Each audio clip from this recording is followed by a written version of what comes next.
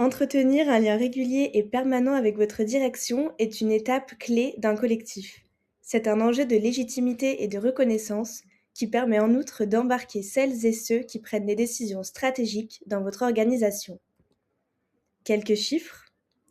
Environ 20% des collectifs ont des réunions formelles et régulières avec leur PDG ou des membres du COMEX, et plus d'un tiers en ont avec leur direction développement durable ou équivalent. Nous allons voir ici pourquoi mettre en place des réunions régulières avec la direction, comment y parvenir, et comment organiser au mieux la préparation, le déroulé et le suivi des réunions pour optimiser vos chances de réussite. Des réunions régulières avec votre direction permettent d'abord d'obtenir des informations utiles de sa part. Ainsi, elle peut donner des retours ou des avis, expliciter ce qui est faisable ou non, et partager ce qui a déjà pu être fait sur la question. Elle pourra également vous outiller sur les priorités stratégiques de l'entreprise et son calendrier, ce qui vous permettra d'ajuster vos propositions en fonction. Des réunions régulières avec votre direction pourront aussi vous servir de multiplicateurs d'impact en vous donnant l'opportunité de mieux présenter vos propres idées et projets et de gagner en légitimité au sein de votre entreprise. Enfin, en formalisant des points de contact, cette démarche rendra la reconnaissance de votre collectif plus résiliente, notamment en cas de changement de direction et donc d'interlocutrice ou d'interlocuteur. D'abord, pour votre premier contact avec la direction, nous vous conseillons d'adopter une posture éducative, de sensibilisation et diplomatique. On vous conseille d'embarquer en premier des personnes qu'une ou un des membres de votre collectif connaît déjà, mais l'on peut aussi passer par d'autres moyens, comme en témoigne Acer. L'idée aussi, c'est de saisir toutes les opportunités qui s'ouvrent dans l'entreprise, soit à travers le sponsor, soit à travers nos connaissances d'événements, de réunions, d'organisations qui se créent dans l'entreprise. Et par exemple, on sait que 2 fois par an, nos top dirigeants, managers se réunissent en séminaire stratégique. Donc là, on a eu une opportunité de pouvoir proposer une conférence, donc l'intervention de Valérie Masson-Delmotte et également de faire une team time walk. Donc là, on s'est dit, tiens, on peut toucher des top managers, faire connaître le collectif tout en apportant de la connaissance, qu'elle soit à travers des faits scientifiques et également une expérience avec une promenade autour de la création de la Terre et l'évolution et l'apparition de l'humain. Comme l'indique Acer, vous pouvez également passer par une ou un sponsor, c'est-à-dire une personne influente avec un rôle stratégique dans votre entreprise qui est favorable à votre projet et qui vous soutient dans vos démarches et dans votre communication. Une ou un sponsor peut vous conseiller sur vos projets, vous outiller sur les arguments plus ou moins efficaces et pertinents selon les directions.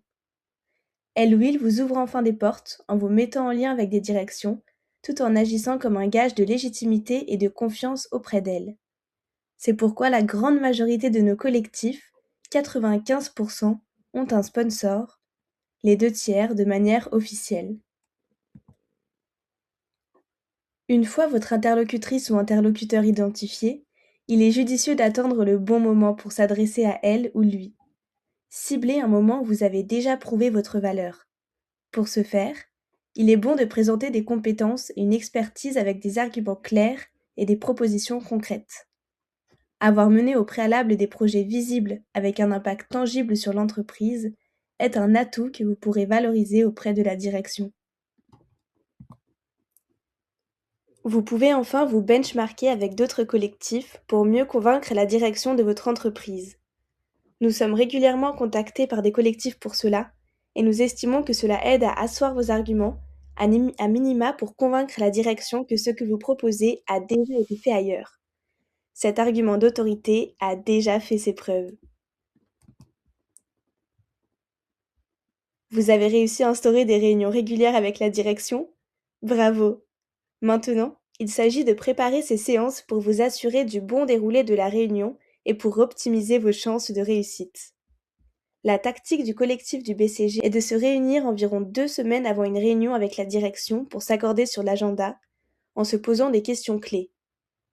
Quelles informations importantes veut-on communiquer à la direction?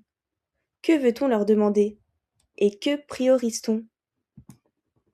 nous vous conseillons d'arriver avec des idées abouties, réalistes et atteignables. Vous pouvez vous appuyer sur des outils de gestion de projet tels que des objectifs SMART et un rétro-planning afin de rassurer la direction en démontrant votre crédibilité. Enfin, préparer un document support pour la session permet de mieux engager les membres de la direction sur les sujets clés du jour. Pendant la réunion avec la direction, il est plus efficace de commencer par des informations et des bonnes nouvelles, comme par exemple les avancées ou les choses déjà mises en place, en confirmant l'impact positif du collectif dans l'entreprise, et de garder ainsi vos demandes pour la deuxième partie de la séance, en limitant le nombre de demandes par séance. Un conseil: lorsque vous allez faire des demandes à la direction, pensez toujours à en avoir plusieurs. Commencez par la plus ambitieuse, même si vous pensez qu'elle sera refusée. C'est une bonne façon de rendre les autres propositions plus acceptables. Par exemple, vous pouvez demander du temps sur la fiche de poste de membres de votre équipe cœur, et si la direction refuse, demandez alors le recrutement d'un stagiaire, ce qui paraîtra un bon compromis. Enfin, pour maximiser l'influence et l'intégration de votre collectif dans la stratégie de l'entreprise, vous pouvez aligner les actions du collectif avec les objectifs de la direction RSE et des autres départements clés d'une part, et d'autre part avec les projets stratégiques à long terme de la direction, comme une feuille de route régénérative ou une trajectoire SBTI. Pour mieux engager la direction ensuite, assurez-vous de demander un suivi et de formaliser l'engagement des deux parties. Cela peut passer par le partage d'un compte-rendu à la fin de la réunion avec une to-do, une répartition des tâches et d'éventuels délais mis à l'écrit. Ensuite, une fois que vous avez réalisé un projet avec la direction, valorisez-le en communiquant sur vos succès communs et les bénéfices pour l'entreprise. Cela vous permettra de gagner en légitimité, en visibilité et en influence. Pour conclure, mettre en place des réunions régulières avec la direction vous permet d'obtenir des informations utiles et de multiplier votre impact. Identifiez un point d'entrée pertinent, comme par exemple un sponsor, et choisissez un moment opportun où votre collectif a déjà gagné en légitimité.